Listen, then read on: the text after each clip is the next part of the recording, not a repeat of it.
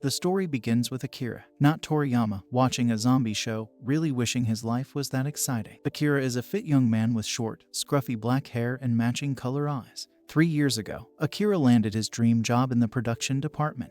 There, he accidentally bumps into Sayori, a charming girl from the accounting department, and falls flat on her. She offers him some helpful tips about the business and wishes him good luck on his first day. After his first day at work, Akira goes to a company get-together at a bar. He feels really excited about his job and finds everyone to be friendly and hospitable. There, he sees Sayori again and decides to work hard to impress her. Back at work, everyone's demeanor undergoes a transformation, and they become mindless worker drones. Akira notices their peculiar behavior in the workplace and wonders about the cause. Facing a lot of pressure from work, Akira endures many sleepless nights and returns home feeling exhausted every night, and despite the lack of rest, he remains determined to give it his all. Akira learns about the company's great benefits, like paid vacations, leave for special occasions, and mental health days. However, he jokes about how some aspects of the job aren't as great as they seem. A year later, his boss Kasugi assigns Akira a big project that he needs to complete in a week. During this busy time, Sayori brings him food when he's too occupied to take a lunch break. Akira realizes that she's the only one keeping him sane.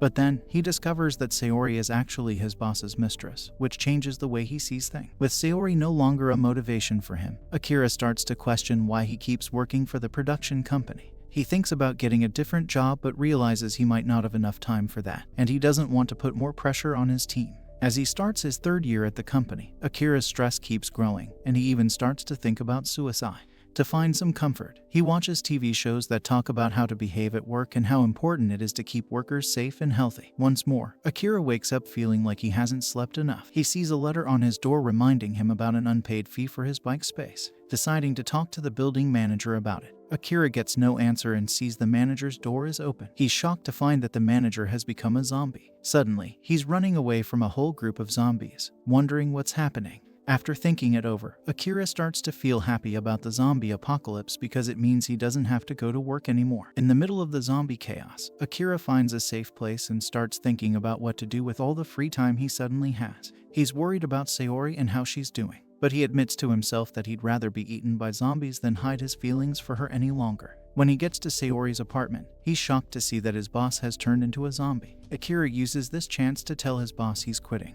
And with his rugby skills, he tackles the zombie boss out of the window, which kills him. Seeing that Sayori has also turned into a zombie deeply saddens Akira. However, he gathers his courage and emotions, and bravely confesses his love to the zombified Sayori. Afterward, Akira goes out at night to a store, thinking about the future direction of his life. At the store, he buys a Sharpie and a notebook and then starts turning the notebook into a detailed bucket list with 100 goals he wants to achieve. Next day, Akira wakes up from a nightmare and realizes that, thanks to the zombie apocalypse, he doesn't have to go to work. He spends his time relaxing, drinking beer, and cleaning up his home. On TV, a news reporter is shown talking about the chaos of the zombie apocalypse, but she gets attacked and dies during the broadcast. Seeing this, Akira takes a moment to think about his situation, but then his mind quickly shifts to the idea of having another beer. Unfortunately, Akira finds himself out of beer, so he reluctantly leaves his home to get more. While he's out, a couple on a nearby balcony, who haven't turned into zombies yet, notice Akira near one of their poles. He talks to them, explaining his current situation and his plans. Akira promises to bring back some supplies for them after his trip to the store. In the store, Akira notices a girl drinking water. As he picks up beer, he attempts to exchange numbers with her. She turns him down and scolds him for risking his life just for beer, stating that she wouldn't want to team up with someone whose priorities are misaligned. Akira brushes off her remarks, but then he's confronted by zombies entering the store. Unexpectedly, the girl grabs Akira, saving him from a truck that crashes into the store to kill the zombie. Akira thanks her, but then he notices that his bike has been damaged by the truck's impact.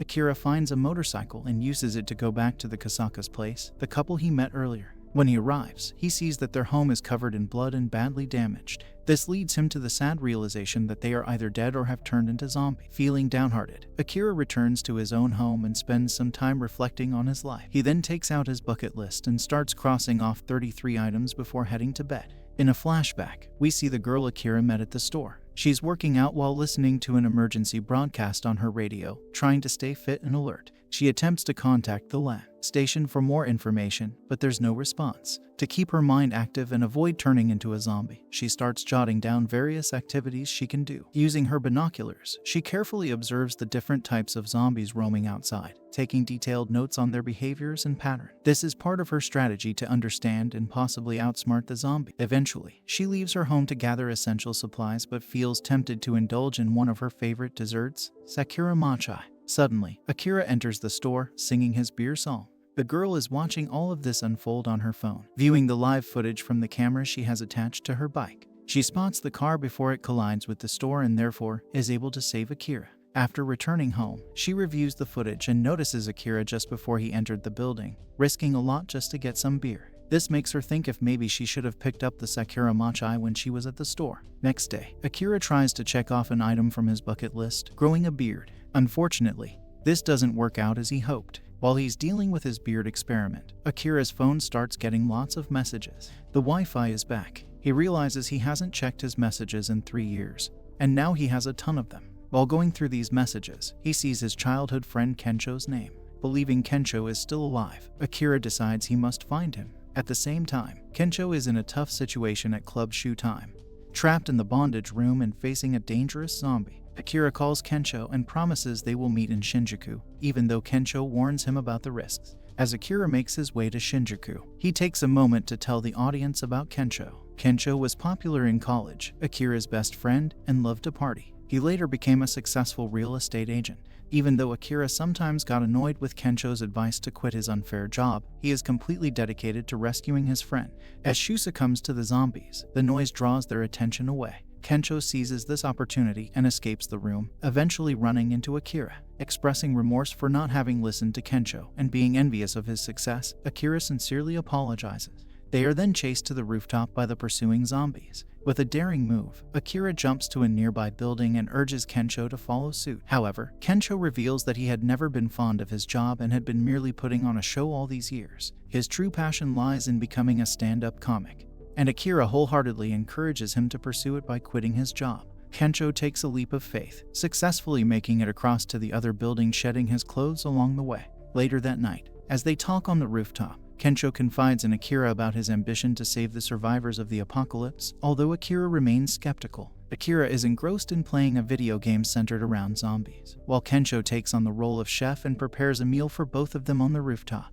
In a light-hearted banter, Kensho teases Akira about his dating life and wishes him good luck. As Akira continued with his game, Kensho took a peek at Akira's bucket list. Despite Akira's suggestion that he should create his own list, Kensho decides to add some items to Akira's list, emphasizing his commitment to being there for Akira after saving him from a near-death experience. Akira then proposes a trip to Ikeburo to purchase a widescreen television, a request tied to one of his bucket list goals. During their journey, Kensho shares his aspiration of becoming a stand-up comedian with Akira, causing Akira to contemplate his own dreams. Out of nowhere, they encounter a truck driven by a zombie. Akira skillfully navigates through a series of zombie-related obstacles, leading them to take refuge in an underground section of a shopping mall where they encounter other survivors. These survivors, however, do not share the same optimism about the zombie apocalypse as Akira and Kensho. Recognizing an opportunity to fulfill one of Akira's bucket list items, Akira and Kensho decided to engage with the female survivors they encounter.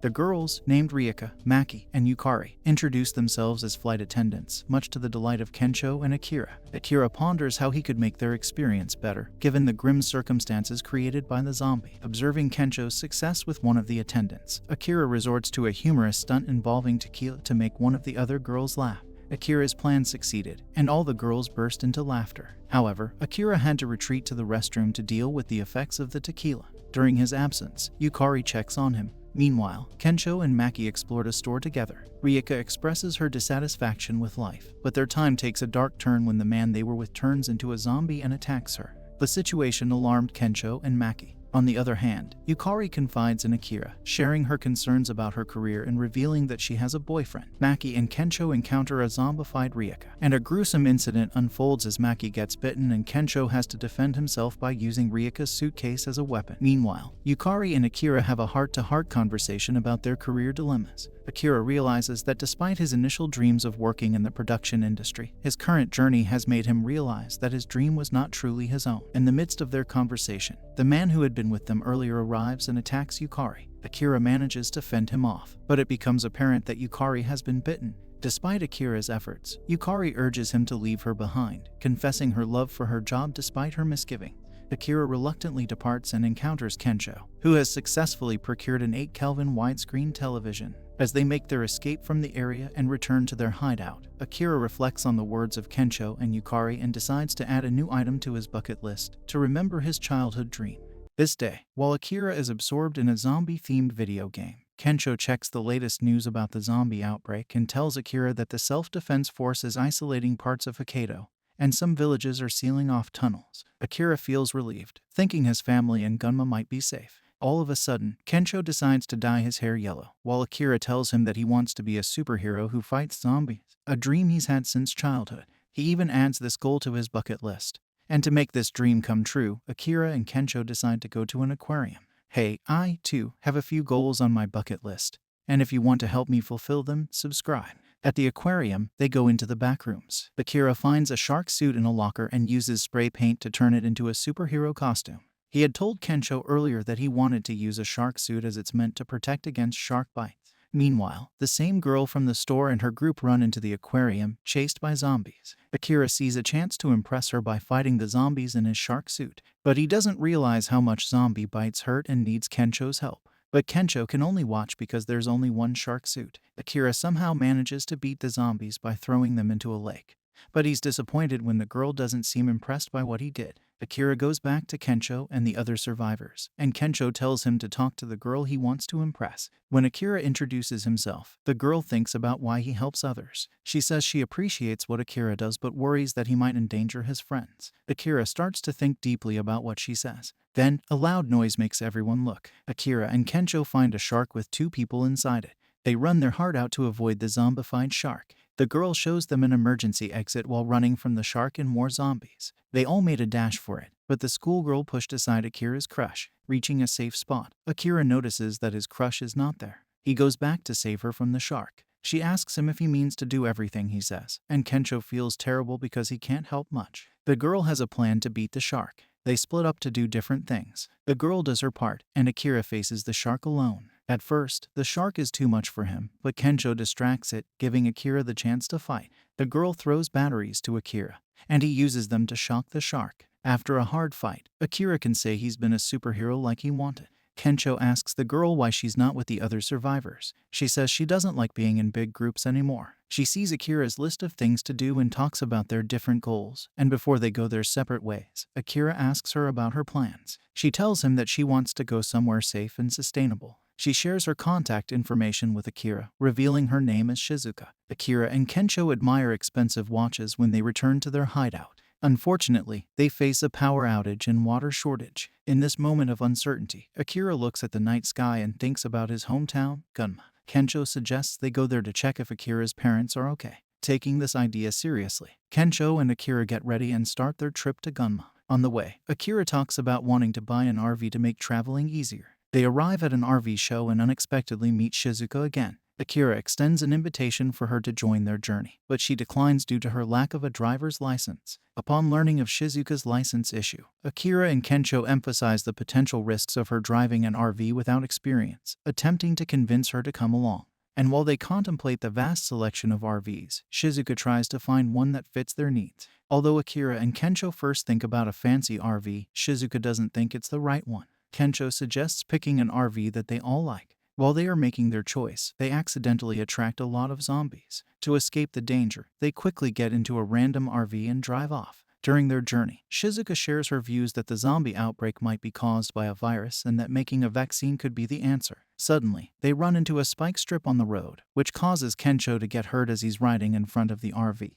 There, they meet a group led by Chief Kasugi, who used to be Akira's boss at work. Kasugi is surprised to see Akira alive and offers them a place to stay at his truck shop, complete with food, spare tires, and other necessities. Akira is thankful for Kasugi's offer of shelter, but he feels uneasy about seeing Kasugi again, the person who made his work life hard before. Kasugi has his own evil reasons for helping them and asks Akira and his friends to work for him for 2 days, using the threat of zombies to make them agree. Kasugi tells Akira what he needs to do, while Shizuka takes care of Kensho's injuries. Shizuka worries that Kasugi might exploit Akira and try to make him work for over 2 days. The next day, Akira works hard and sees the people around him are unhappy. He kindly saves some beer to share with them later. When Kasugi finds out, he first complains about using electricity for the beer. But then, he changes his mind when his team plans a welcome party for Akira and his friends. Meanwhile, Kensho and Shizuka discuss why Akira is putting up with Kasugi. A flashback shows more about Shizuka's past, and she relates it to understand how much Kasugi's actions have hurt Akira. As a child, Shizuka finds and takes care of a stray puppy, even though her father doesn't want her to, believing it's not a good idea to care for something weak. Now, Kasugi is having a welcome party for his team, and Shizuka watches from afar. While Akira grapples with his role as a waiter for Kasugi's group, Kasugi instructs Shizuka to pour him a drink. He then also pours her some beer and makes inappropriate remarks towards her. Kasugi beckons Akira over and requests another beer. Akira inadvertently hands him an empty bottle, leading to Kasugi's outburst. Meanwhile, Shizuka reflects on her past, which revolved around her father, a ruthless financier, and her struggle to live up to his high expectations. Shizuka remembers once when she hid a dog named Rue in her room despite her father's warning. And when she eventually healed Rue, she confided in her father about her dream of becoming a vet. However, her father dismissed the idea due to financial concerns and had Rue killed. Despite her grievances, Shizuka believes that obeying him is necessary for her survival. After more confrontation with Akira, Kasugi implies that Akira would be better off working for him than attempting to survive in the apocalypse with his friends. Shizuka reminisces about another moment from her past when her father pointed out less fortunate individuals and urged her to continue following his directives. She realized that obeying her father's orders only served his own interests. Returning to the RV, Shizuka discovers Akira's bucket list, adds an item to it, and informs Kasugi that she, Kensho, and Akira will be leaving after the agreed 2 days. However, Akira surprises them by deciding to stay with Kasugi, feeling that he owes him for their help. Before departing, Shizuka confesses the truth about Kasugi's ulterior motives to Akira, revealing that he had opened her eyes to the situation. She hands Akira his bucket list and asks him what he truly desires. We catch a glimpse of what Shizuka added to the list the previous night. She wants Akira to confront Kasugi. Kasugi attempts to sabotage Akira's bucket list, but Akira protects it. Akira expresses gratitude for Kasugi's assistance, but informs him of his decision to part ways. Kasugi insists that Akira won't survive outside, but Akira chooses to take his chances with his friends rather than continue working as a mindless servant for Kasugi's benefit. One of Kasugi's men returns with a truck loaded with supplies, but a zombie inside the vehicle bites him, causing chaos. Akira quickly devises a plan, enlisting the help of the delivery team. He rescues Kasugi from becoming zombie food, and the delivery team forms a barrier around them. After a dramatic escape, the people who worked under Kasugi decide to quit, leaving him behind as they depart. Now, finally, Akira, Kensho, and Shizuka head to Gunma in search of Akira's family. On their way, they notice someone in a van attacked by a huge group of zombies. Akira suits up in his shark suit and plans to save the person trapped inside. By the time they get out of their vehicle and try to distract the zombies, someone comes out of the van wearing samurai gear and kills all of them one by one. Later, they find that the samurai is a young girl named Beatrix. She shares that she's a foreigner from Germany and came to Japan because she adores Nippon's culture. She requests Akira and his friends help to deliver the fish in the truck to Takasaki City. She aims to meet the last surviving sushi chef to have her fill of delicious sushi. Shizuka and Kensho are puzzled by her request, but Akira is on board with helping Beatrix fulfill her mission. They arrive at Takasaki but run into a group of zombies. Shizuka makes a plan to burn the zombies. Everything seems to go well until a new horde of zombies shows up and rushes toward their RV. Even though things look bleak, Akira refuses to give up. His unwavering determination inspires Beatrix to share a childhood memory involving sushi, motivating her to join Akira in fighting the approaching horde, promising not to waver again. Fortunately, Shizuka uses Beatrix's drone to lure the zombies to a new area. Kensho douses them in gasoline and throws a Molotov at them, resulting in all the zombies perishing. Thereafter, our heroes head for the sushi chef Taisho's restaurant and eat sushi with each other. Beatrix says it tastes bittersweet, but she's glad she got to try it. Taisho tears up and expresses gratitude for everyone enjoying his crafted food, as he worked hard to perfect his craft. He insists they can have some free sake with their meal. After fulfilling that bucket list item, Akira and his friends plan to tackle another one by visiting a hot spring. Beatrix goes off on a tangent about hot springs and its relation to love. Akira reflects on her words and believes life would be more fun if he spent it with someone he liked. Shizuka disagrees because she feels it'd be a waste of time. Akira and Kensho jump into the hot springs water and start swimming. Beatrix informs Shizuka that the women's area doesn't have hot water, so they'll have to bathe with Kensho and Akira. Shizuka refuses to bathe with them, but Beatrix doesn't mind. Unfortunately, a group of zombies rears their heads out of the water, causing our protagonists to flee the hot springs. They head toward a mountaintop to grieve. Akira stumbles upon a new hot springs location at night and starts bathing. During his swim, he accidentally bumps into Shizuka. Akira bathes on the opposite side of a boulder to avoid further complications with Shizuka. Shizuka apologizes for what she said earlier to Akira about his ideas for love. She explains how her father never approved of how she lived her life and it affected how she perceived others' desires. Shizuka says she's jealous of Akira's ability to say what comes to his mind and how he's not focused on needing to win someone's approval. She admits she's terrible at romance and is afraid to get hurt. Shizuka hopes if she falls in love it's with someone she can be open with. Suddenly, Kensho and Beatrix arrive and are disappointed in Shizuka and Akira for hiding this spot from them. However, they jump into the hot springs and ruin Shizuka and Akira's moment together. The following day, as they continue their journey, Kensho tells everyone that they are almost at Akira's hometown. He, Shizuka, and Beatrix can't wait to introduce themselves to his family. However, Akira wonders how his father will react to him being out of work when they reach there. Suddenly, Akira stops the RV after noticing a pile of cards blocking the tunnel that'll lead him and his allies to his hometown. Akira exits the RV to investigate and discovers there's a horde of zombies inside the tunnel. He confirms that none of the zombies in the tunnel look like the people from his hometown. Our heroes take an alternative route to the village. During their expedition, Shizuka tells Akira she believes the villagers are safe since they successfully sealed away the zombies in the tunnel. They encounter and save a man named Masaru from a zombie boar. Masaru explains his situation to them and leads them to the treehouse he's working on. Akira gets inspired and asks Shizuka, Kensho, and Beatrix to help him assist Masaru in completing his project. As they work on Masaru's treehouse, he shares his philosophy concerning trees and the voice forest with them. Akira ponders Masaru's beliefs while he's working. He relates the concept to how he perceives others, himself, and the world around him and questions if it'll make him more mindful. Furthermore, he questions how it'll affect what he writes on his bucket list. Masaru praises Akira for his hard work and shares that he once was working on a treehouse for his son. When Akira asks Masaru what his son's been up to, Masaru's tone changes. He tells Akira he had to murder his son because he turned into a zombie. Akira comforts Masaru and they continue working on the treehouse. With Shizuka and Beatrix's help, they finish the treehouse and have fun. After celebrating, Masaru tells them he'll reside here for the time being but to give him a call if they ever need help. Akira and his friends continue their journey to Akira's hometown.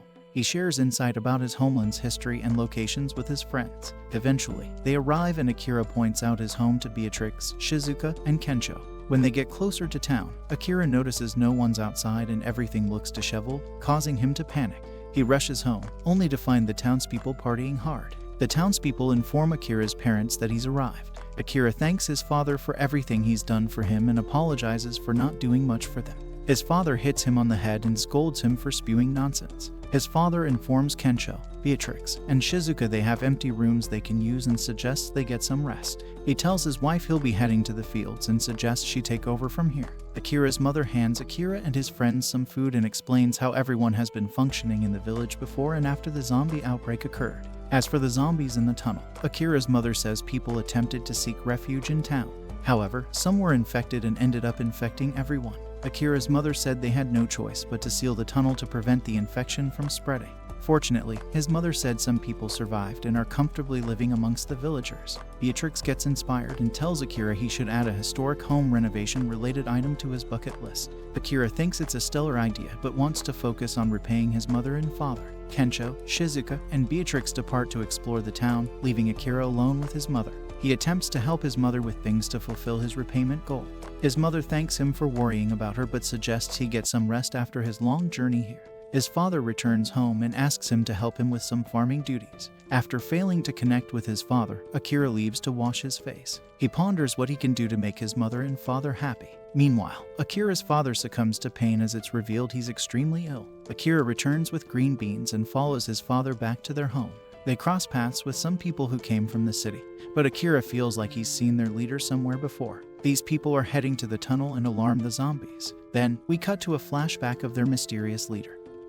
who finds a spare notebook and 3 individuals who have been bullied throughout their lives. Ecstatic that the world of bullies has fallen into a zombie apocalypse, and now having the opportunity for revenge, he gleefully begins jotting down his and their evil ideas. In the present, the gentleman closes his notebook, which shares a similar title to Akira's bucket list, as he and his companions prepare to do something reckless. Meanwhile, Akira spends some time with other survivors who made it to the village and convinces one of them to give him dreadlocks, ticking off another item from his bucket list. With his new style, he tackles the day, working on the farm with his old man. The others are doing well too. Shizuka offers medical advice to an old man who cut himself with a scythe, quickly becoming the go-to person for health concerns as they believe she's a doctor. Kensho finds a little girl and her dog from the cities, the sole survivor of her family, and manages to bring a smile to her face, even making a quirky promise to slurp noodles through his butt. Beatrix is busy exploring the sights, fascinated by the water wheels powering the electric fences that keep the village safe. It's a promising start to the day. As the day comes to an end, Kensho reunites with Akira, and the two discuss their village experiences so far. Kensho spots someone whom they used to know from university, Higurashi, and calls out to him. Higurashi notices Akira next to Kensho but leaves, seemingly not recognizing them. Or perhaps he did and ran away anyway. Kensho reminds Akira that Higurashi was a student who attended the same general education classes as them but dropped out of university due to not attending. Higurashi wanders the village, feeling frustrated that Akira and Kensho are present. However, his mood shifts as he remembers his malicious plans for the village. Once night falls, he intends to open the blockade and release the zombies into the village, all to make Akira as miserable as he is. At night, Akira and his father drink. Akira notices his father looks off. He tells his father he wouldn't mind staying in the village to assist him and his wife with things. Akira's father argues Akira should follow his dreams and leave this village. Akira tells his father he wants to repay his debt to them. His father goes on a tangent about his old desire to become an astronaut. Ultimately, his father tells him not to sell himself short and to find and achieve the biggest dream possible. Meanwhile, Higurashi's gang enacts their plan and frees the zombies behind the barrier. Later, everyone notices someone freed the zombies. Akira's father tells Akira to reunite with his friends and promises him he'll take care of his mother. Higurashi and his cronies complete several bucket list items while leading the zombie pack toward the village. Simultaneously, the villagers protect Akira and his friends by combating the zombies. Akira reunites with Beatrix, Kensho, and Shizuka, and they learn someone tampered with the electric circuit breaker. Then, Higurashi and his pals greet our protagonists and reveal they're the ones responsible for this travesty. Higurashi argues that they will all become zombies eventually, so he and his buddies don't mind causing trouble until that time comes. Additionally, Higurashi says he's always hated how Akira enjoyed life during their college days. Akira says it's okay to enjoy life the way you want to and to desire freedom.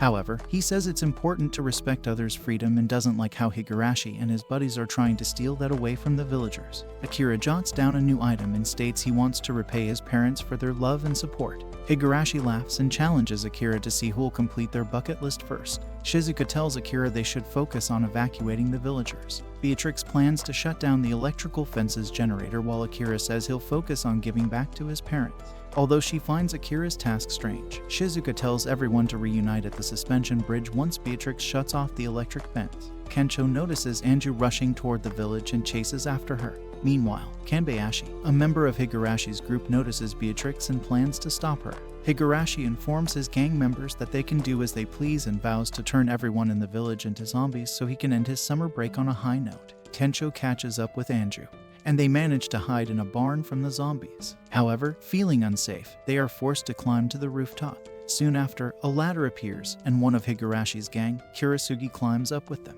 He is determined to push them off the roof and let the zombies finish them. He harbors anger towards the world, believing his wife abandoned him, resenting him for his perceived failures. Kensho, however, thinks it's Kurasugi who is to blame for not treating his wife properly, infuriating Kurasugi even more. In an attempt to push Kensho off, Kurasugi finds himself falling too. When they hit the ground, Kensho swiftly strips and dives headfirst into the slurry pit as zombies quickly surround Kurasugi. Meanwhile, Shizuka discovers the elderly villagers hiding in a house. She tries to convince them to run with her, but they insist she goes without them, thinking they would only hold her back due to their age. Unwilling to accept that, Shizuka leads the zombies into a cornfield.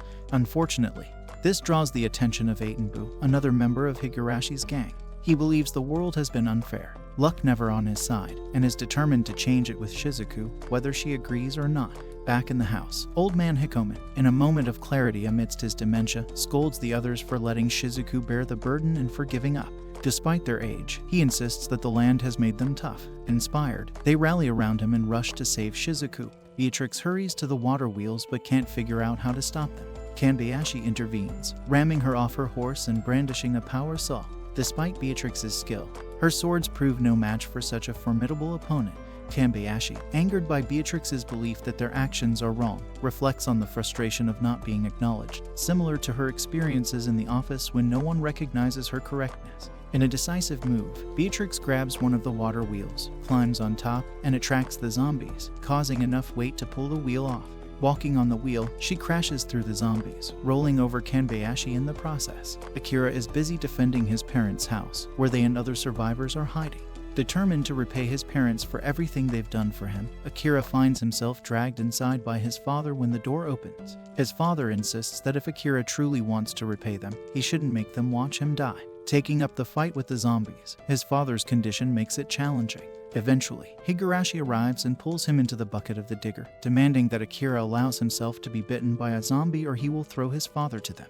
A flashback unfolds, revealing Higurashi's once fruitful childhood and the events that led him to become the broken individual he is today. One day, he observes Akira engaged in discussions with his friends. Higurashi believes that Akira should have been as visionless, empty, and ambitionless as he is. However, that's not the case. Akira, in contrast, appears carefree, someone who can navigate through life without worry. In the present, Higurashi teases Akira to come outside. Akira's father tells him to remain inside. His father doesn't want him or Akira's mother to perish before his eyes. Additionally, he tells Akira he doesn't have much time left. Akira's mother reveals Akira's father has a bad growth on his body. Since there's no doctors or medicine around, she doesn't know a way they can cure it. Akira says they can find a cure and worries he won't have a chance to show him gratitude. Akira's father tells Akira lists ways he can give back to his parents, even after they've passed on. Akira opens the door, letting the zombies inside. Akira screams and exits the shelter in a zombie-like state. Thinking he's won the battle, Higurashi laughs. Akira approaches his father and Higurashi. He grabs a hold of Higurashi and slams him to the ground. Higurashi realizes Akira faked his zombie transformation and wonders how he pulled it off. We receive a scene featuring just that. Akira had the female makeup artist apply ink to his face to make him look like a zombie. Then, he opened the door and screamed. Once the zombies entered, the female makeup artist and others defeated the zombies with weapons. Higurashi is enraged by Akira's genius plan. Akira asks Higurashi about his plans, and Higurashi says he wants to have a chance to do things he's always wanted and have fun with it.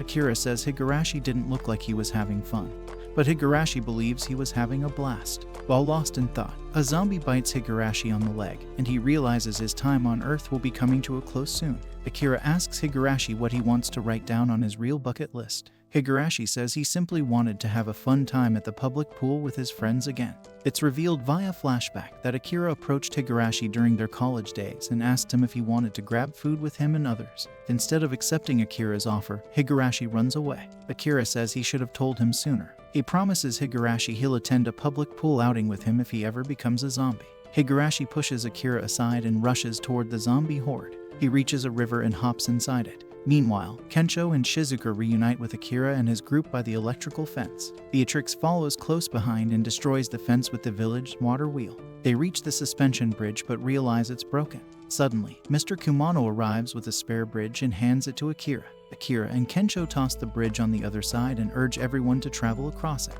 Once everyone reaches the other side, they use the bridge to swing to their side. Shizuka and Beatrix check on them and relish knowing Kensho and Akira are alright. The villagers eventually succeed in trapping the zombies in the tunnel and start rebuilding. At night, Akira sits by his father's bedside. His father is slowly suffering from his body growth problem. Akira's mother says he's been sleeping well. When Akira's mother brings up his father's daily concerns for him, Akira cries. Akira asks his mother what his father's truly suffering from and she tells him he has hemorrhoids. He's perplexed yet glad it's not something too horrible. Akira says his new goals are to find a cure for the zombie infection and to convince his father to attend a hospital for his hemorrhoid issue. Akira adds his goals to the bucket list and asks the others if they want to add anything. After saying goodbye to Akira's family and the villagers, Akira and his friends head off to their RV to save the world. After a brief highlight reel showing Akira and his friends at different locations, the season closes with our heroes setting their sights on Hokkaido. Thank you, anime lovers. This was from today's video. Stay in the loop to find out what unfolds next. Hit subscribe and give a thumbs up to stay connected.